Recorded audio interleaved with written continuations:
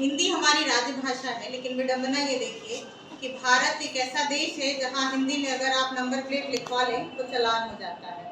Customer care चाहे जिस भी कंपनी का हो, आपको हिंदी के लिए हमेशा 2 दबाना पड़ेगा।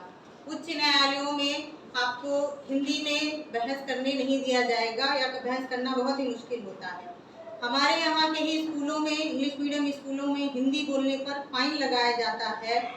और एक हद तो तब हो गई जब मैंने एक चुटकुला देखा कि बैंक में लिखा था कि हिंदी का प्रयोग करें, तो मैंने लिख दिया चैत्र मास शुक्ल पक्ष द्वादशी।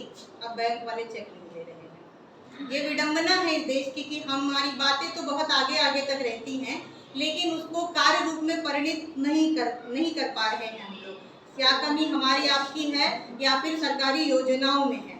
तो देखिए, हर भाषा का अपना एक विलक्षण सौंदर्य होता है।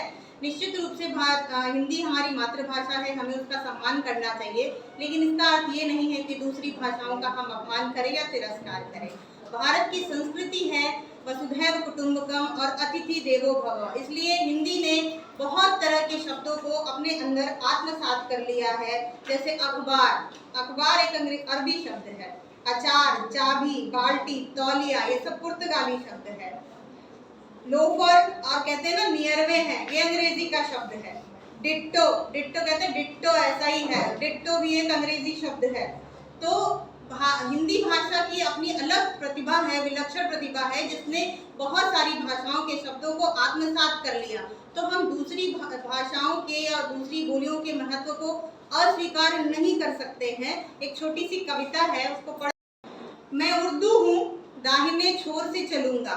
मैं उर्दू हूँ, दाहिने छोर से चलूंगा और तुम हिंदी बाईं छोर से चलना।